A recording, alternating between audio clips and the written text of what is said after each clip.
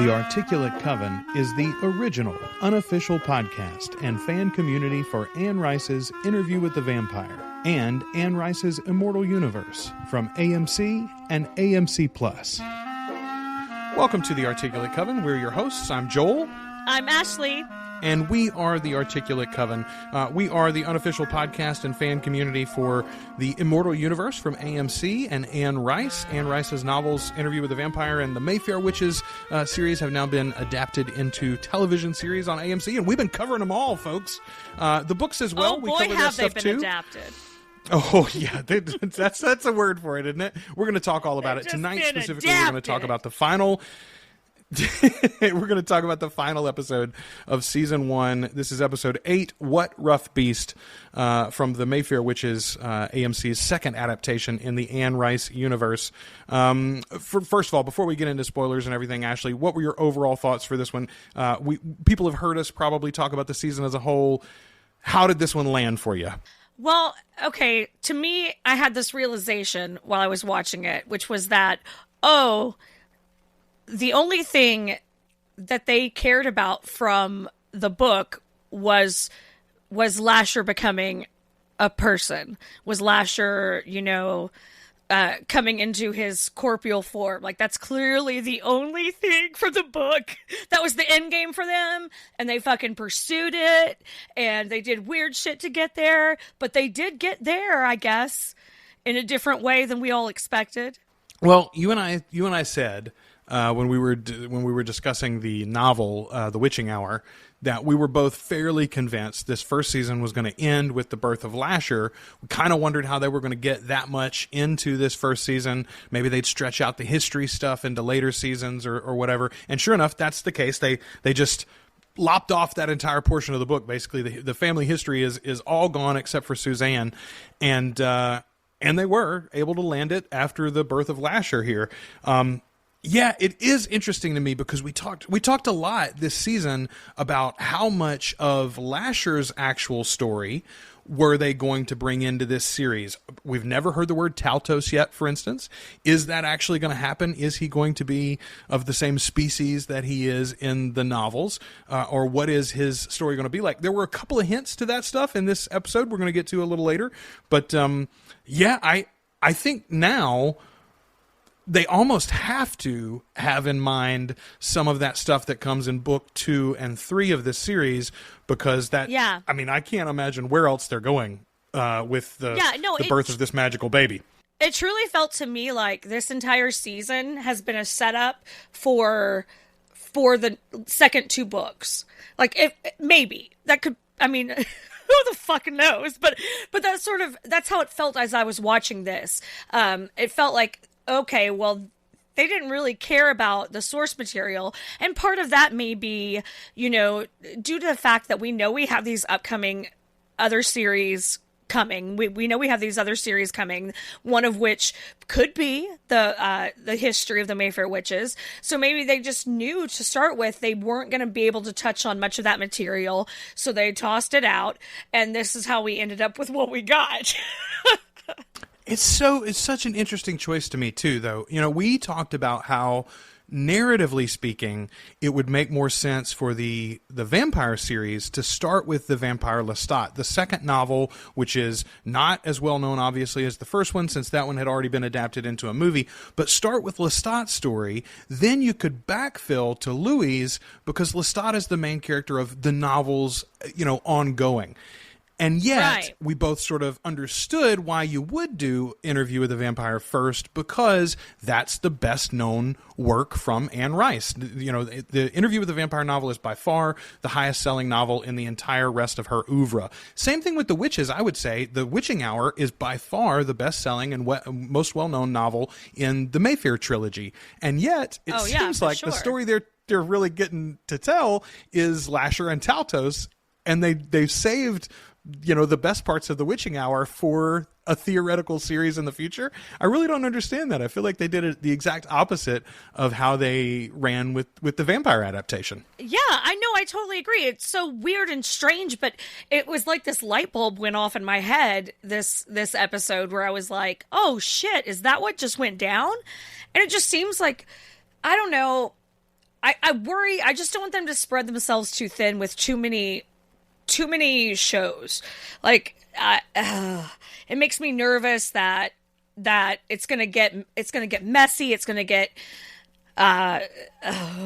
lazy or feel unfinished or feel half done. I don't know, because this whole first season of the show has been such a weird trip and so disjointed and strange and kind of stuttering steps forward and back, and it seems like such a waste of 8 hours of storytelling you get to do when you also haven't made these characters impactful or interesting to us hardly at all, you know?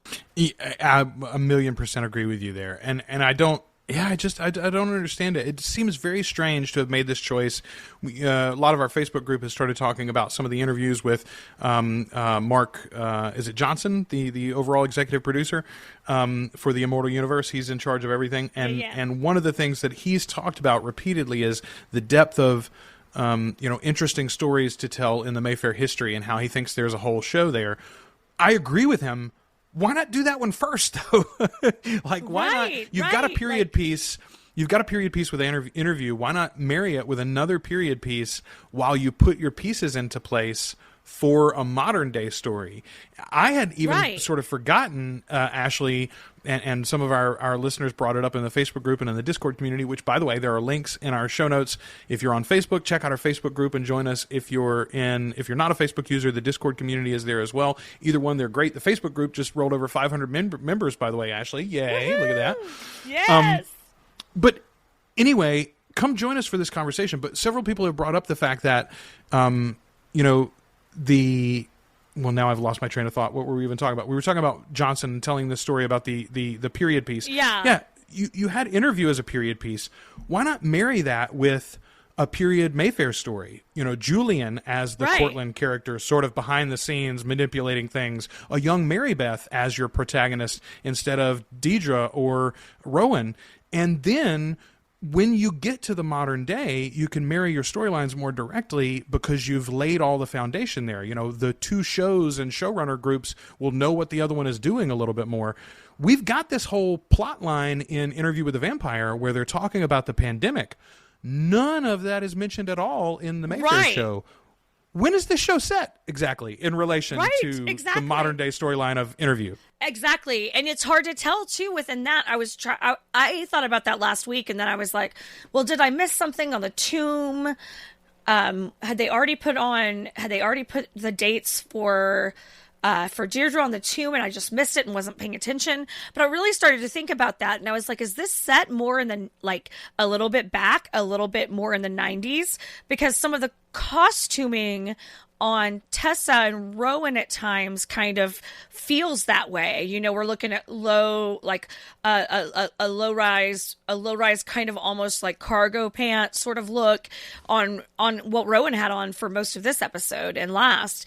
And it did make me wonder, like, are we in a different time period than I think we're in? Are we not now?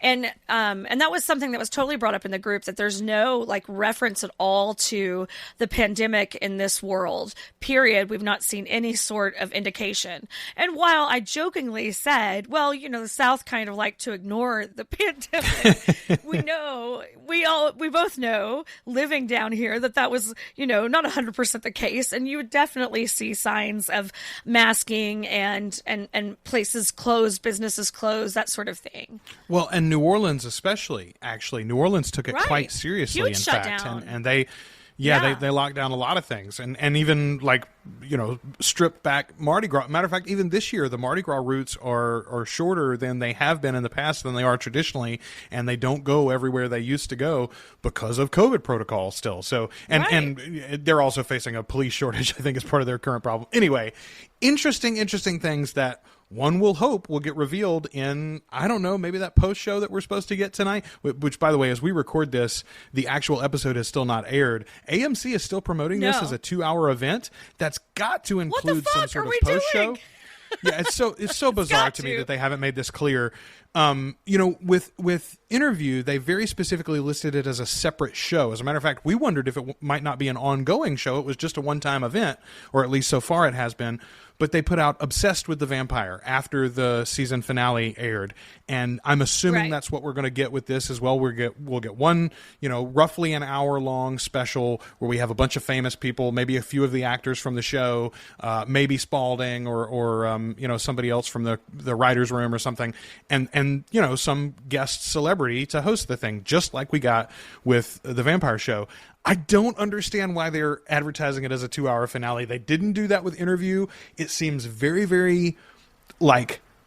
It seems bumbling. Yeah, well, it definitely seems misleading, but it seems bumbling in a way because this is like your grandmother or, my aunt or whatever watching the show at home on cable is going to be confused by that. And they're probably not going to have a community like ours to explain, what they meant was X and Y and Z, don't worry, go watch the after show. I don't know. This whole process, from Spalding's episode insiders, the behind the scenes stuff that we've heard, this finale event, all of it just seems like a bumbling mistake. They've just, I don't know. They have dropped the ball here in a big way that I sincerely hope they can recover from. One of the things that we have tried to do in the last few episodes is give you more of an actual synopsis of the episode in case you have dropped off watching. And so let's jump into that, Ashley. Let's start this episode. Absolutely. We open up in the swamp. Rowan is chasing our boy Keith through the woods after he's killed Tessa, which, by the way, we mentioned this sort of briefly last week. They killed Tessa at the end of last episode, but it's not clear in the episode that she's actually dead, right? Like, no one says it out loud. We don't see her take like a dramatic final breath or anything.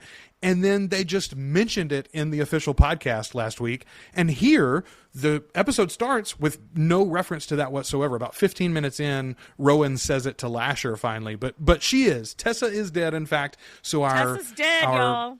Our Mona replacement is no more. Why you would do that? Why you would bring in a fake Mona and then kill her off as well? I don't know. I'm sure they have a plan. Right? Of course they do. Sure they do. No! We're not sure they have a plan. We're sure they've got a loose map, maybe. I don't know. Hell. So Lord help us. Lasher begs Rowan to stop, that she's bleeding out, and she finally lets her magic demon boy go and kill the witch hunter. But that kind of blew my mind, Ashley. Like at the end of last episode, she calls down the power of Lasher. She says the magic words and screams in vengeance, and that's what Spalding told us. Oh, she's calling Lasher in vengeance, and then she just lets him stand there, and she runs out into the woods to kill the guy with her bare hands. Like, why does she even need to be in the woods at all? Why would she have ever left the warehouse? Right, just send the fucking demon after the guy you want to kill. That seems pretty straightforward to me. She finally does. So Lasher runs off. They do the eyeball thing where she can see through his eyes, which we saw Deidre do earlier in the season. And so then Lasher burns down the little hut that Keith is hiding in, which again, not a power that Lasher has in the books, but okie dokie. He's a fire demon. Sure. You get it? Okay, cool, Sure. Cool. You can throw those fireballs like credits Mario. after a satisfied villain smile. Right? It's Shara, you can. Yeah, we get a great villain smile from both Rowan and Lasher there, and then we hit the credits. Albrecht and Sip are up next. Albrecht, the leader of the Talamasca in New Orleans, we assume here. Turns out he's a character from the Heroes universe, and he can erase memories, Men in Black style. So that's cool. Oh yeah, that was wild. Yeah, and we learned that he's been the one that's been erasing. That was the one that did the erasing in the hotel elevator, and obviously he has erased memories from Sip before. He feels like after having this experience with him. We talked about this in the first episode, whether the first episode, whether this murder mystery was going to be like something that hung over the whole season, and they didn't really do that, and yet here they bring it back like it's a big revelation that he was involved in it. Again, it's just all sort of bumbling. He's about to wipe Sip's mind, though, and Sip tells him that Lasher is his baby. But my question to you, That's Ashley, my is baby. Why would this matter to anyone? So, like, how could Sip do a better job at protecting the baby or getting the baby away from Rowan or whatever? Like, what use is Sip in this moment to Albrecht and the Talamasca? Why does he go, oh, yes, I'll let you go alone and do... I mean, not alone. He sends the guard with him. But, like, why is Albrecht into what Sip's offering here at all? Yeah, it doesn't make any damn sense. It doesn't make any sense at all that he's just like, oh... Like, and also it's like it's a revelation that Sip knocked Rowan up. Like, oh, that's your baby? Oh, like that makes a fucking difference somehow? Because it doesn't matter. Like, they've not made Sip matter enough for the fact that this is his baby to matter at all. So in the book, this does matter. The parentage of Lasher does matter quite a lot. It's the whole reason why the Mayfairs were chosen, right? The reason why Lasher finds Suzanne so interesting, and I don't think he even knows it in the novel at first because he as an entity doesn't exist in a consolidated enough state to really understand. But the reason why he's drawn to Suzanne is her genetics. She has a double chromosome, and so do her descendants. This is the reason why the Mayfair family is so straight. It is incestuous from the top to the bottom, and the reason is because they are trying to strengthen these genetic characteristics that Lasher believes will allow him to come through. This isn't a prophecy. This isn't a ritual. It's science. Yeah. This is the thing that occurred to me finally in this episode, the fundamental difference between what I want out of the Mayfairs and what this show offers. The Mayfair series and the novels is really more science fiction and like a family crime drama with sci-fi elements than it is fantasy. This show is about witch hunters and ritual. The novels are about family and familiars, right? Like the familiar spirit is not... There are no rituals for the Mayfairs to bring Lasher to them or to bind them to him or anything. He's bound by love. He loves what the Mayfairs have to offer him. They can understand him and interact with him in a way that no one else can. He sees a future through them back into the flesh, and it's because of their genetics. So yes, it does matter that Cyprian's the father. At least it would if anybody had ever given us any of that part of the story. But here It's just like, oh, okay, yeah, baby daddy, go get the baby. But like, again... The Talamasca wouldn't need him. Right, and it specifically does matter in the book because Michael has ties to the Mayfair family genetically as well. Yeah, he's Julian's great-grandson. So it's just like, it's such fuckery that they left all of this out and behind because it just doesn't matter. Sip doesn't matter. And that's been the whole fucking bungle of this replacement character for Aaron and Michael because those characters did fucking matter and Sip just doesn't matter. It's a real shame too because the actor is doing his level best. It's clear that is a talented actor and he's doing some good work from time to time, but the motivations that are on the script are either non-existent or gibberish. So like he's just left to flounder there. Right. Meanwhile, we cut back to Rowan. Rowan is good and truly bleeding out at this point. And we get actually a really cool... And see, here's an example of like, there are moments of really solid artistic work in this show, and here's a great example. Rowan's laying there on the floor and we get a little circle of life flash. She sees all the things around her in the forest that are happening. There's a slug, dissecting the log. There's a insect eating another insect. There's, all of these little things happening around her. And I thought that was kind of cool. What are the creators trying to say there? That's vague, and it's sort of left up to us to figure it out because they don't nail any of these things. They show us some beautiful scenery from time to time. They give us a moment that could be poignant, and then they don't really land at home. This does follow, though, my favorite moment from the episode, I would say, which is... Rowan gets pulled into the memory hole with Lasher now, and she's crawling around in what I call the root cellar. I don't know what this is supposed to be. Some strange tunnel. This is not from the books in any way that I'm familiar with. Please correct me. I don't know. Yeah.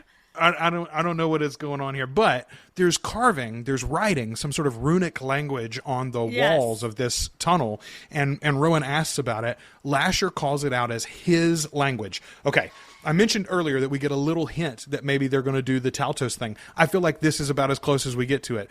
His language, some other language than, human, or at least some ancient language. I don't know.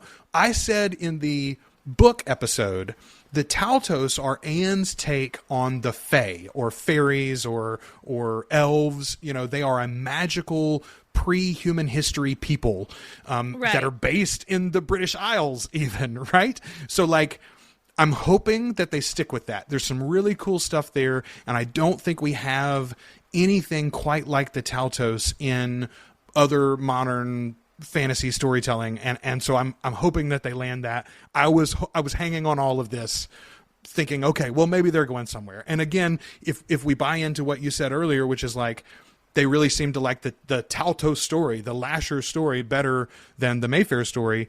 Well, maybe that's what they're doing here. Okay, I'll take it where I can get it. Let's go with more of that. We don't get any explanation of it or anything. It doesn't get developed here, but at least there's a little hint to it. Yay for small victories, I'll say. Exactly. We'll take what we can get when we can get it. But this was like this episode was the first time that I had sort of any kind of inkling of direction. And it's weird that it was the last episode, and it's weird the way it felt, because it did feel 100% to me like, oh, well, they just discarded this whole book for the last, like, 50 pages, but also they're going to tell a story that's not at all in those last 50 pages, but kind of. Yeah. This whole thing with, oh, I'm jumping ahead. Don't let me jump ahead. Okay. Now the show remembers suddenly that Sip has a sister, which is convenient, I would say. I mean, she hadn't been in. I had forgotten, honestly, that she was in this show. She hadn't been in it for a couple of episodes. We've not seen her in a minute. Yeah, she hasn't mattered. All of a sudden, she's in the apartment looking around for some information on where Sip might be. And what I didn't realize at first, but sure enough, she's had the baby. That's what she's so distraught by. She gave birth to her surrogacy pregnancy, and Sip wasn't around for it. But Ashley, like, why have that whole storyline? Like, why bring her in at all to be the surrogate? And then we get a hint. Albrecht says, after he wipes her mind, Albrecht comes in and wipes her mind, and he's going to wipe the Indian healer's mind as well. Right. But then he thinks better of it. He's like, oh, is she lactating? Oh, she is? Excellent. I bet she'll want to help out her brother. Bring her with us. What a gross... But they don't do that. I mean, yes, first of all, the very idea that you're literally going to have a woman of color that is made to be a nursemaid for a white baby, like, very, very cool. Very cool, Spalding. Excellent work. Yeah. Excellent work. All good stuff. But also, she doesn't do it. She just makes us think that that's what's going to happen. So again, I ask, what was this character even for? Odette doesn't end up with Lasher. The Talamasca doesn't get Lasher. Odette's not going to wet nurse Lasher either, because if they're going to do anything like they do in the books, Lasher's not going to be a baby for more than a day or two. So, like, for a minute, y'all. What are we doing? I don't understand. He's going to be having champagne and caviar by 3 p.m. tomorrow. Hot cut, though, to Cortland's house. JoJo's on the back steps hitting her vape. I love this. I love JoJo. This is my favorite fucking thing that has nothing to do with the book, is the character of JoJo. She's so misused in the show too. Yeah, totally. She's got no agency here. Right, but I love that they've at least given her some conflict to deal with, which is that, you know, she has clearly been in business with her dad. She has used her visions to help her father make his way through the world and be as successful and creepy as he wants to be. And now she feels like she's been, like, shortchanged. He's not been honest with her. He's not being honest with her. And now she's having this, like, fucking kind of moment where she doesn't know if what she's done has been the right thing. And I loved all that. It was great. It was so good. Why couldn't we have had more of that throughout the entire season? Relationships between characters that have consequences and matter. What would that be like? Oh, I can't even imagine. I will say that where we leave that character, JoJo, and Cortland's relationship specifically at the end of this episode does offer some interesting things, maybe moving forward with how she's going to interact with the family. And potentially she sort of implies she might try to take the family over, actually, later in the episode. Yeah. So that's worthwhile. The point of this scene, though, Sip shows up to the house looking for Cortland. JoJo runs off to get him, so Sip's left alone to feel his way around Cortland's office and get some flashbacks. Yes. Okay. I was sort of fine with it in general. We get like 3 or 4 little hints. We get Cortland smoking his pipe, which I thought surely they were going to show us Julian. No, it's just Cortland. Okay, fine. But then we see a few other Mayfairs through history, and then finally Sip reaches out and grabs a pair of pruning shears. And he sees a flash of Suzanne using these pruning shears to catch her herbs, to collect her herbs back in the 1400s in Scotland. Ashley, let's assume for a moment that Suzanne, 500 years ago, was in fact using something that we would recognize as modern scissors, and that those same pair of scissors survived into the modern day. Why in the fuck would Cortland be carrying them on his desk like he's using them to open letters? No, that's how he cuts out his snowflakes. Yeah, it makes no sense. I'm like, no, like, and it was so. Everything else made perfect sense. Everything else belonged there. Everything else, for the most part, I was like, okay, I get this. We see the mask. We know exactly what the reveal we're about to get. Also, so sorry to the people who hadn't read the books and didn't know that Cortland was a fucking incestuous creep. Yeah, right. I mean, they hinted at that pretty heavily in the first episode, but it was hung out there as like a maybe. We talked about it after that. But clearly, to me, Ashley, they had to put the pruning shears on the desk because we had to get a flashback of Suzanne, because otherwise it's not clear that Cyprian is seeing the Mayfair family history. We haven't met any of these other women, right? That's very true. I guess it's probably Marie Claudette that we see, the French woman. Yeah. I guess that's whom they're supposed to be getting at there. But we don't know that that's a Mayfair ancestor because we haven't seen any of them except for Suzanne. This is the shortcoming of this show. You don't have to give us full stories or full histories of all of these people. If you wanted to save Julian, especially, and the 20s and 30s period for a show of its own, if you wanted to save the plantation in Haiti for a show of its own, cool, great. Those are good ideas. But you have to show somewhere in this show that there is a lineage between Suzanne and Rowan, and they never did it. They mentioned these women's names a few times. There's the one scene where JoJo walks through the hall and there's some paintings, but it's just so shittily put together, and they had the bones of a really good piece of television here. It's frustrating. All right, so Suzanne has left Suzanne has left runes all over her cabin. We're back with Lasher and Rowan here in the memory hole, and Lasher brings her to Suzanne's cabin. Here's my question for you, Ashley. If you were trying to hide from witch hunters, would you carve a secret language all over your cabin into the railings and posts? I assume that it's all metaphorical, Joel. Well, Spalding tells us later this is all in Rowan's mind, so you're probably right. But I just, it's so, that idea that it would all be on the, why not have a book? Why not have a book? If this whole thing is about ritual, right? Why not have a witch book? Why not have a witchcraft book, a spell book? But no, it's written on the posts. Okay, cool. So Rowan reads it, this magical Lasher writing, and now she can heal herself. The cool thing about a book would have been, it could have been passed from, mother to daughter, not unlike, I don't know, a necklace. Wait a minute. Been all part of it. These women could have taught each other something. They wouldn't have had to call in a man to help them find each other.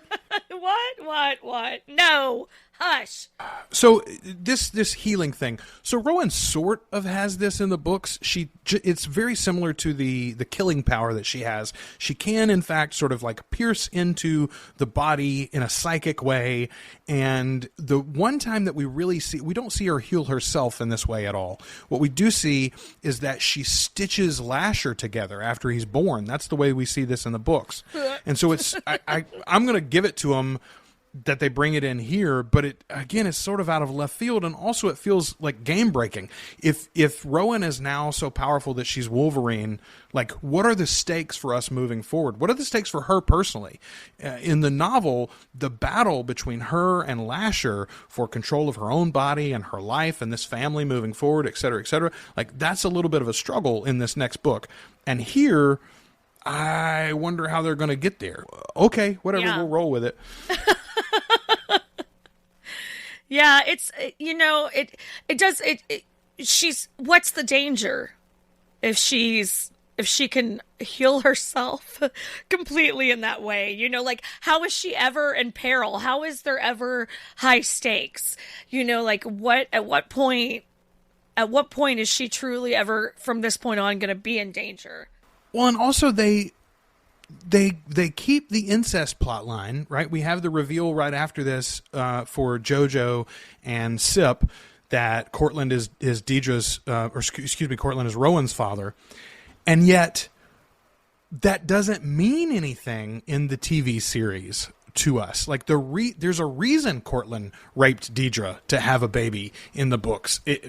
Yes, also he's creepy, but he wasn't just doing it for funsies. He was bringing about Lasher, and they say that, but they don't tell us why Lasher couldn't have been someone else's. Like, why could Rowan not have been the child of anybody? Well, the reason is because we need all of those genetics, but they never say that in the show. Why not just literally a line or two? I think everybody always makes fun of Star Wars, the Rise of the Skywalker, because, you know, there's the terrible line from Oscar, what's his face, where he's like, Oscar Isaac says, somehow Palpatine returned. That's terrible writing, but at least it is a reference to the thing that happened. Like, at least we know what fucking happened. That's what I'm saying. At least, yeah, I mean, it might be real on the nose, but also you guys have fucking spent a whole season telling me shit instead of showing me shit. So at the very least, you could clue me in. And now I'm kind of annoyed because I realize how much grace I've given the whole thing because I know these details because I've read the book. But for people that haven't read the book, I wonder how many people are just like, I have no fucking clue what's happening. And now there's incest? Yeah, right? So now that Rowan is all healed up, though, of course, Ashley, she is horny as well. We're ready to fuck. Makes perfect We're ready sense. to fuck. So she jumps Lasher's bones there. Let's do this. Here's another. Our group has absolutely talked about this. There's just nowhere near the chemistry here that there was in Interview with a Vampire.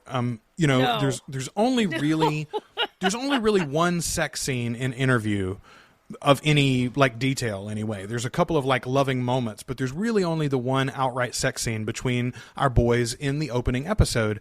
And yet the glancing looks and the smoldering Yes! sideways glances all have sex appeal there. And here Lasher and Rowan are on each other. There's borderline even nudity in this episode, and it's just nothing. It's just dry. And Spalding does her best in the episode Insider to be like, this magnetic sex scene. And I'm like, what are you watching, lady? I'm like, God. I bet her Pornhub choices are real bland. So JoJo does get the family secret from Rowan's parentage from Sip there when we cut back to the two of them, and JoJo then blows up appropriately. Doesn't believe it at first, denial, etc., but then when she finally realizes, oh my God, my father is a monster, and it's not like she doesn't know. She knows her daddy is dirty.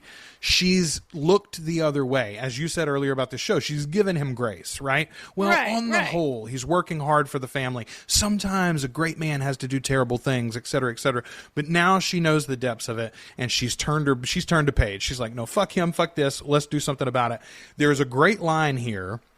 Let me pull it up because I want to say it just right. Okay. It's actually a little bit later. Dolly Jean comes in at the bottom of the stairs as they're on their way out. JoJo and Sip are on their way out of the house, and Dolly Jean and JoJo are speaking, and JoJo says, we can't let this be the story of our family. And personally, I'm going to believe that this was that actress improving from her own love of this book. Okay. Jesus Christ, this can't be it. So we get to see our creepy Mayfair doll again. This is very much something from the novels. We talked about this earlier in the season. But it's not quite the magical talisman that it is here. So that's what Sip was after. He's there. He's going to touch the doll and go back in time and hear the prophecy for himself. So we get a flash to a French Mayfair witch out in a field calling on her mothers. And again, I'm guessing this is Marie Claudette. But boy, that accent is a mess. You cast this woman for one 30-second scene. You couldn't find a French-speaking actress in all of Louisiana? Like, come on, guys. No, I guarantee you there is one or two. I promise you. I promise. Yeah, no. It is. We finally get the things we kind of want, and then they're just, like, messy and shoddy. I mean, look, if you were going to have really bad accented American English for all of the past Mayfairs, I'm glad you didn't do it. Let's be honest. Dolly Jean says Lasher's ripening is counted in hours, not months, and so this is also true from the books. Except Ashley, Rowan and Sip had sex days ago at this point, at the very least, maybe weeks ago, right? Like they have sex in the house. Rowan kills Carlotta, and in the next episode, that is some significant time in the past because we don't see a funeral, we don't hear any investigation. Like Tessa mentions it in passing that Carlotta was dead. That's it. So again, why even bring that up? I kind of think what happens is that once she fucks Lasher in the upside down. That's what kicks off the rapid growth. So, and that's kind of how I took it, which is that not is the absolutely way it works. Yes, no, 1,000,000%. That's what Spalding says at the end of the episode. That she was already pregnant, and we know this, but something happens when she's with Lasher, and I'm like, then fucking tell us what. Tell us what. Why don't you have Lasher say, "Oh, I've incarnated now." I'm gonna fuck you, and your baby's gonna grow. What? It's because there's no good way to say that, Joel. There's no good way to say that. Yeah, okay, so you're right. My time dilation there is based on them having actual sex when clearly it's the magical sex with Lasher that causes the ripening of this baby. Ugh. Ugh, indeed. So she wakes up after the sex with Lasher, and she gets to go on a little Mayfair memory jaunt, which is a lot of fun. And again, I'm like, this would have been more impactful, right? But it would have been more impactful if we had spent even one episode with those other women, right? Like, let us see Antha. Let us see Marie Claudette. Let us see any of these powerful women throughout history. But no, we haven't done that. You're just saying names that literally... If you haven't read the books, you don't know who any of those fucking people are. You're just saying fucking names. So she finally gets to Deidre in her memory montage and realizes that Lasher is the baby. Can we also... I'm so sorry. How dumb is she? Number one, that she hasn't figured this out yet. Number two, she's like, the witching hour? What does that mean? You dumb twat. Are you kidding me with this? He said something about the hour. He said something about the hour. Ugh. It made me so angry. So just in time for Rowan to have this realization, we get Cortland has arrived with her body at the mausoleum. He lays her out on the slab, and then he slinks off into the corner like a creepy voyeur to watch her give birth. It is so fucking weird. I mean, Harry Hamlin has been nasty this entire show, but he's very disgusting in these little scenes when you see him from the corner. It's so bad. He's a creep. Such a creep. So Suzanne shows up to get her storyline's conclusion for this season, which is being a midwife for Lasher's birth. Like, again, okay, so you compacted all of the Mayfair women into Suzanne. In the books, Suzanne is referred to as the dumb one, like by Lasher and the rest of the family, honestly. Like, she was barely a witch. She was barely a midwife. She didn't know what she was doing, calling Lasher down. It was just sort of accident. It's Deborah that begins to learn and understand what Lasher is and what her own power is. And it's Deborah, really, that is the founder of the family. I mean, she's the first one to use the name Mayfair, I believe, even. So, like, all of this is just like, okay, whatever. But fine, let's compact it all into Suzanne. Let's make her more important. That could have also been a good story.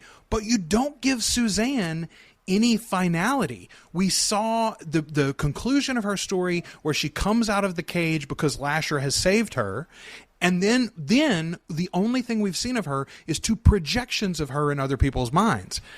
Right. This is not the way that you write powerful, effective female characters or characters of any gender, honestly. Like, these are weak people, all of them. We've complained about Rowan. Passive.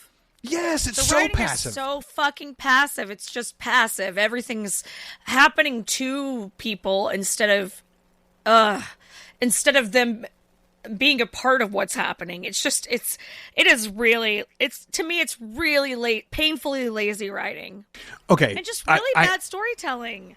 Yes. Okay. And here's another example. I'm searching. I'm hoping, because there's so many. These people do not come with zero pedigree. They don't come with zero background. Like, all of these creatives have had success in the past. I'm wondering, surely someone knows something that I don't understand about what they're doing here, and I'm just too dumb to get it.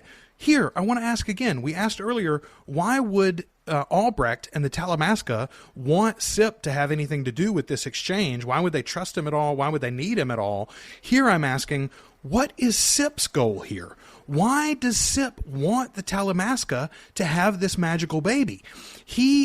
Now, I get why he would not want Rowan to have it, maybe, right? He wants to separate Rowan from Lasher because he feels like Rowan is under his control. That makes sense.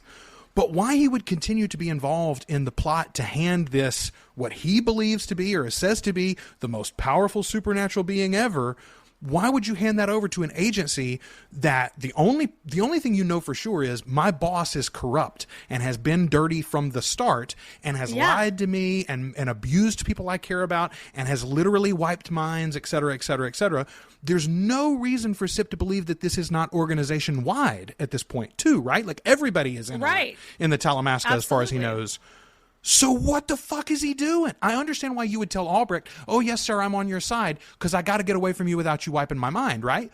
But when he's going to Rowan, yes, like, what are you doing? What are you doing? Like, what is this? And also, if this character is supposed to be an amalgamation of these two other characters, it's totally out of character for those fucking characters. Yes. This doesn't make any sense for Michael. Like, Michael's whole thing is that he's sold out on Rowan. Even when he's reading the history of the Mayfair Witches in the novels, he keeps telling Aaron, I'm going to tell Rowan these things. I have to get back to her. Rowan is his priority. That's the whole always. Thing is, yes, his whole thing is I'm going to learn about this. But I'm going to share it with her. There's nothing I'm going to keep secret from her. And yet, and we just don't get any of that. We've got this character, and this is again another example of, like, there are arguments to be made for combining those two characters. There are arguments to be made for race changing one of those characters so that we get another person of color in the main cast. All of that makes sense. Sure. But none of it was done well, and none of it was used to good effect. It was wasted. It was a wasted opportunity there, and it pisses me off. Also, and we missed this, Suzanne's pruning shears are back, Ashley. That's what she uses to cut the umbilical cord. Yay! Oh my god! It was Chekhov's pruning shears!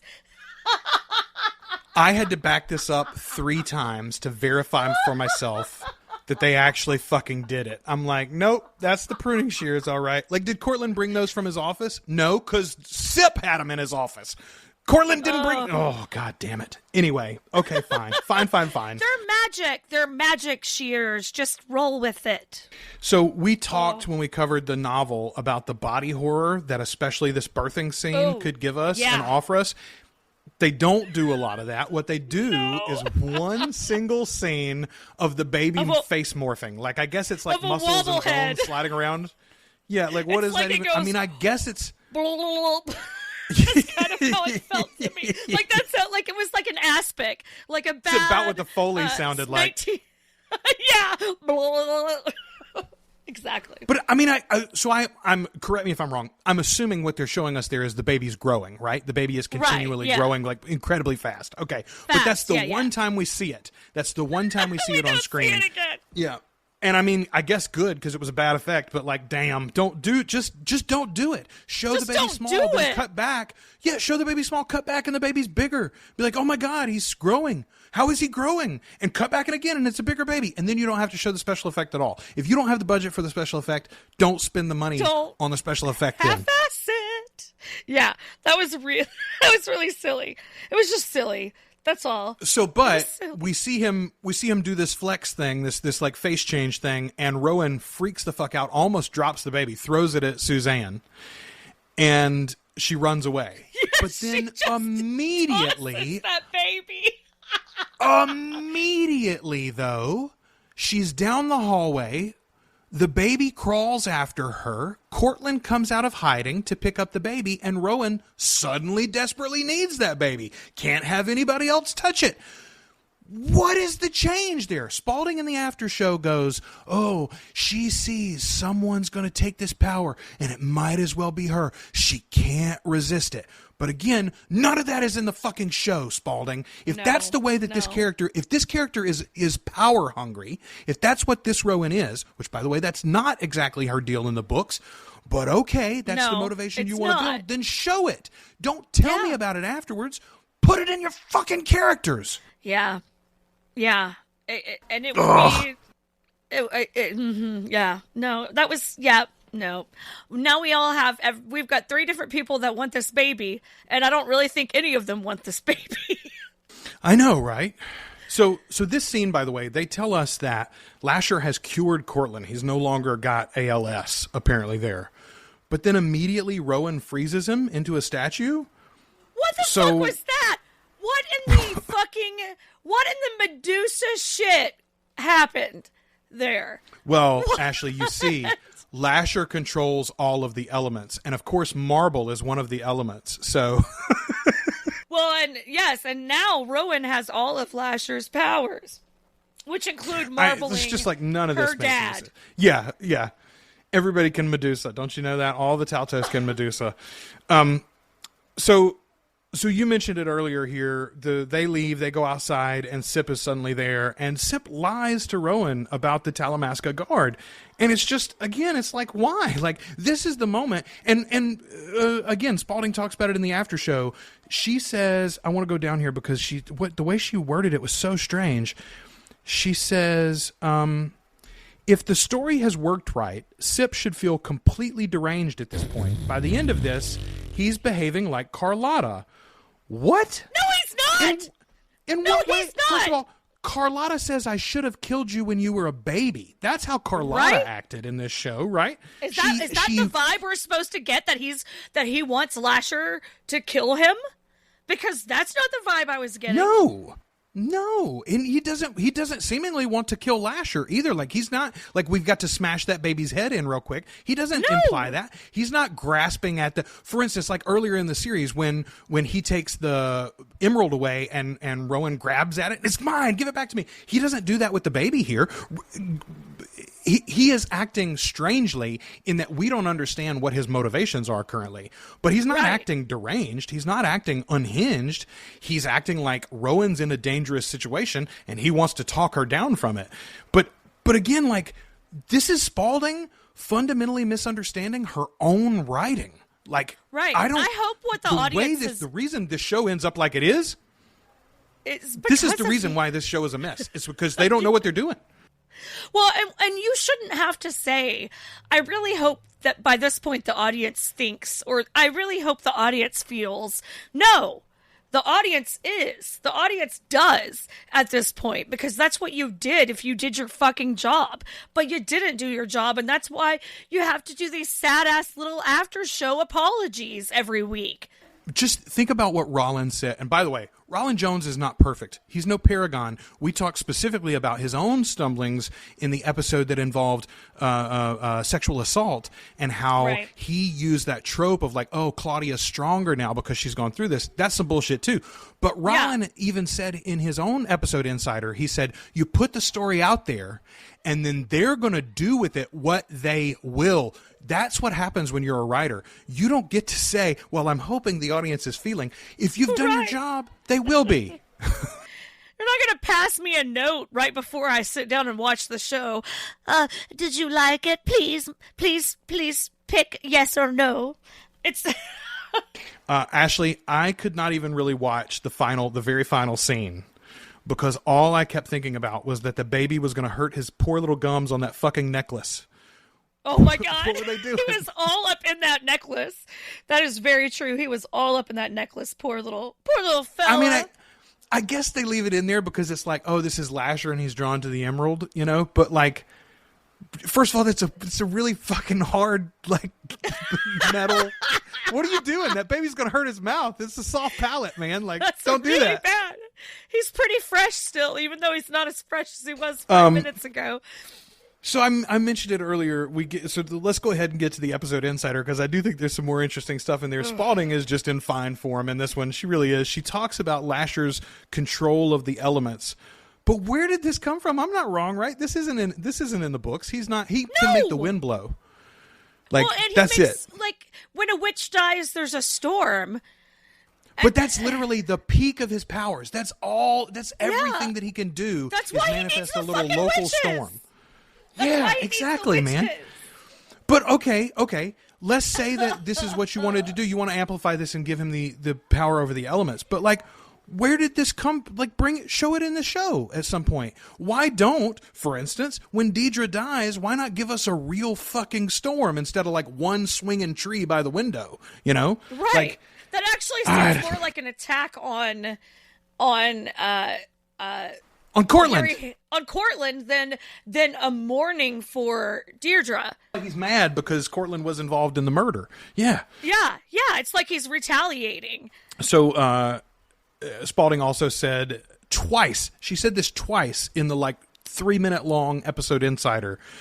Now, we should understand that this is happening inside her mind, talking about Rowan and the scenes with Lasher specifically. But, like, friend, if you have to say it twice in a 3-minute thing about your episode, I don't think you were very clear that this was all in her mind. This is messy writing. This is what editors are for. This is what oversight is for. Like, I don't know, man. I don't. And then the thing about Cyprian and his unhinged behavior, and I'm like, what are you doing? Then she ends it. She says, the audience should be asking themselves, will Rowan use this power well? Who is asking themselves that at the end of this episode? I'm like, the way that nothing Rowan good's acts, about to happen, kids. Yeah. Nothing good's about to happen. First of all, when in this entire season, we've watched Rowan for 8 episodes now, when has she ever used any of her power well? Maybe you can make an argument for throwing Carlotta off the balcony. I mean, I did support that move 100%. And I also, like, I mean, if you could kill your piece of shit boss with your mind. Okay. All right. Let's give him that with the guy that peed in front of her. Okay. Fair enough. You're right. Okay. So twice. 2 deaths. Twice in 8 episodes she used her power well. But my point is, there's not a great track record there. All right. No one does not have good judgment. And Lasher is not a good guy. Like, that's clear in the show. And for Spalding to feel like we're left on a hanging point where we're like, oh, what's going to happen? How is it? No, bad things are going to happen, friend. That's like the Antichrist has come. Effectively, is the way that you're playing in this in the show. He's Damien, right? The crows follow him. I mean, literally the fucking poetry you used in the title of the show. You know, like, come on now. That's like...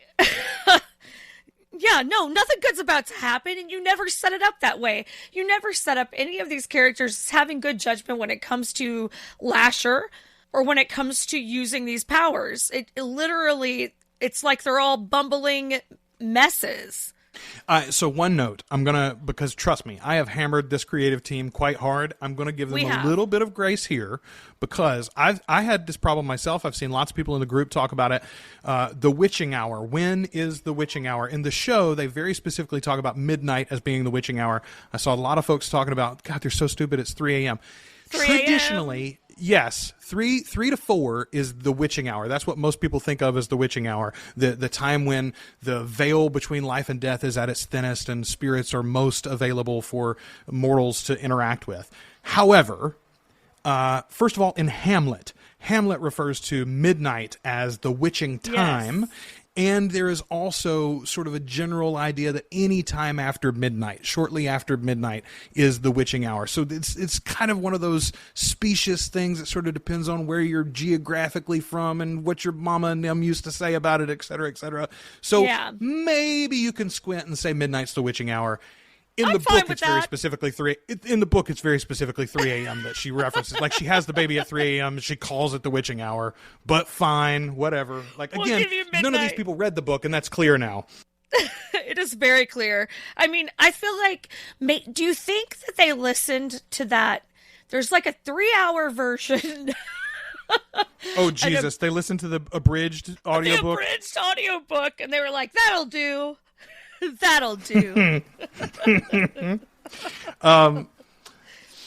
So look, we're going to do a wrap-up episode. Honestly, we're probably going to take about a week off, maybe two, let it sit a little bit. We'll do a wrap-up episode and talk about some speculation moving forward into season 2 and where this show might go. And I'd like to talk a little bit about what they might do with the spinoff for the Mayfair history. I think they could right a tremendous amount of wrongs by giving us a genuine Mayfair story told at a different time period. You could back tie it into this, and the whole thing as an enterprise and connected universe can still continue to function. But this story is messy, and if you want to win back book readers, you got to give us some genuine book stuff at some point somewhere. Yeah, no, I totally agree, especially because I think that that's one of the most, I mean, we've said it time and time again, that's literally one of the most vibrant, exciting parts of the read of The Witching Hour. I do have a little more confidence after this episode, though, that I feel like maybe going forward into the books 2 and 3 that we might get a little bit more true to the story. I don't know. Maybe I'm dumb. Maybe I'm being overly hopeful. Maybe I'm just a girl standing in front of a really bad show hoping it's gonna get better.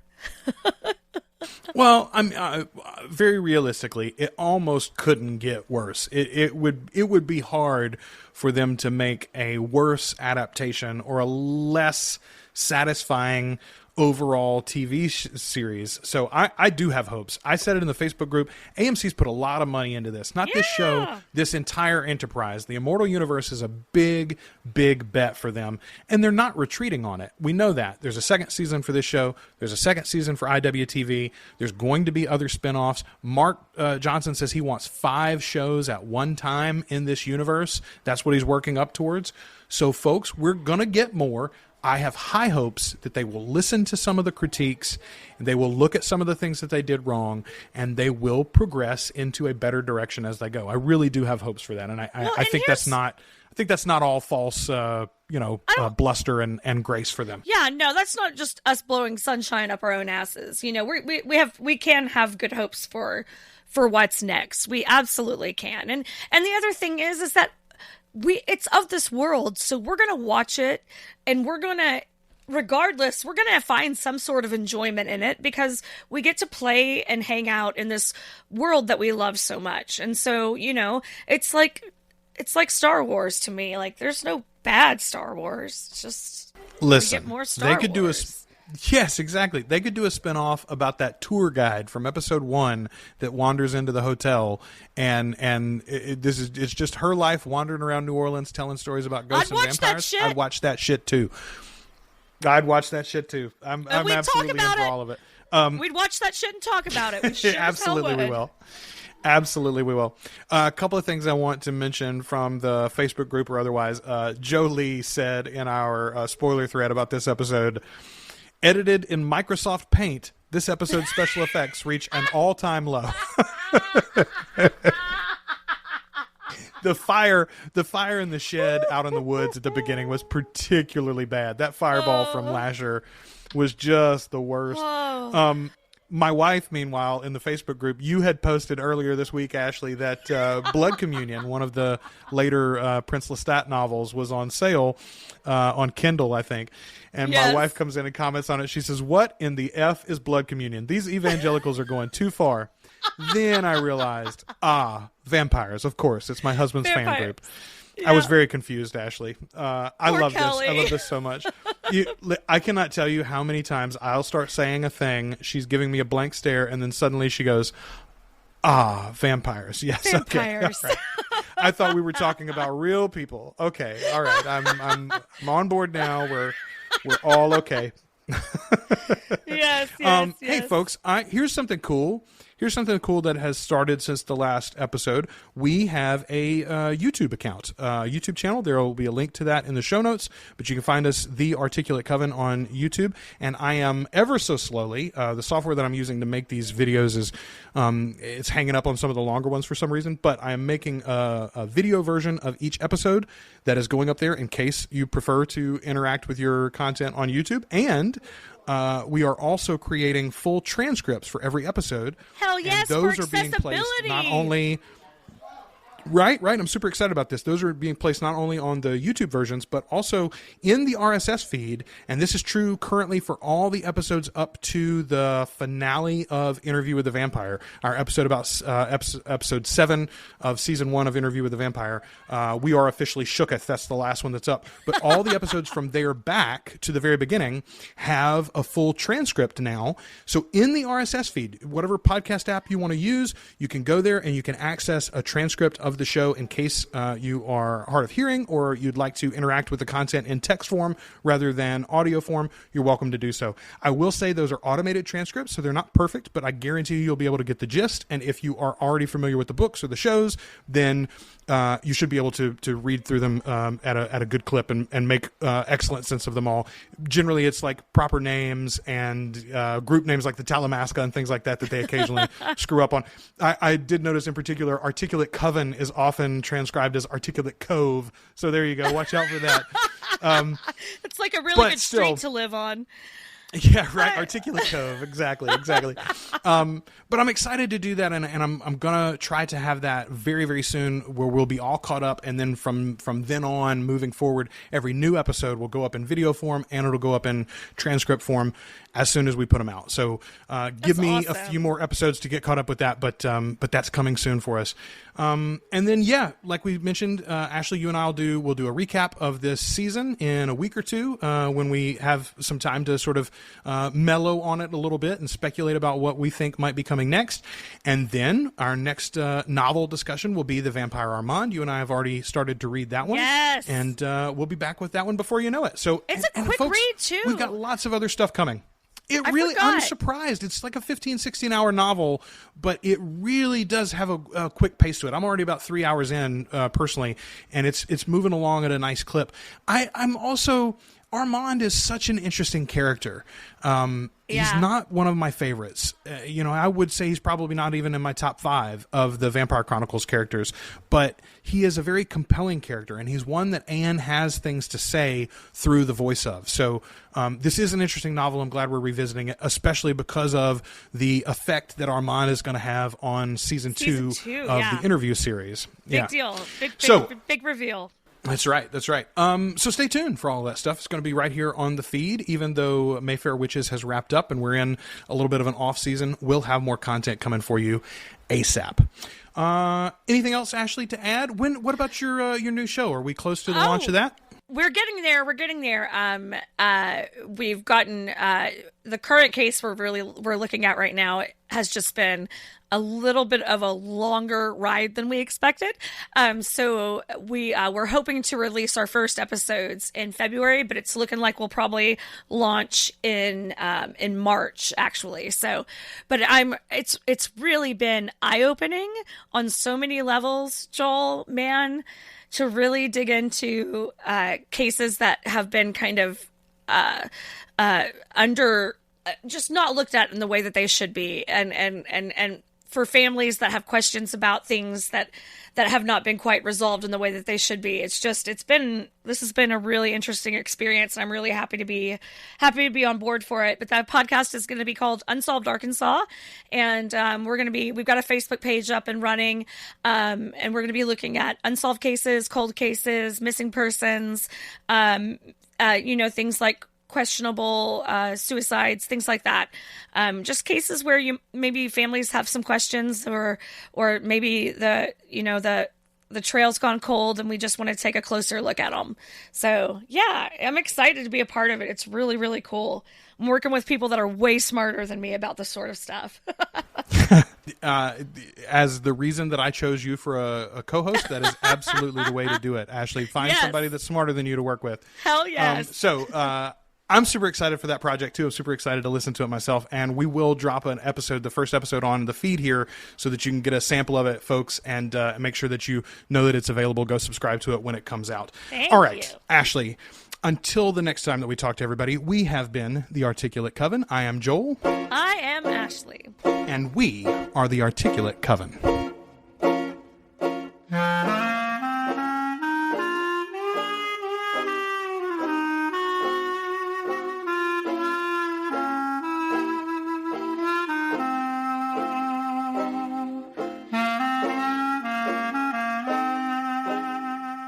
Thanks for listening to The Articulate Coven.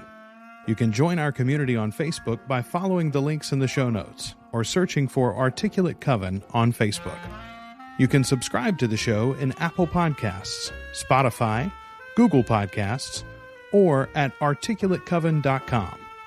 And share us with your Anne Rice-loving friends.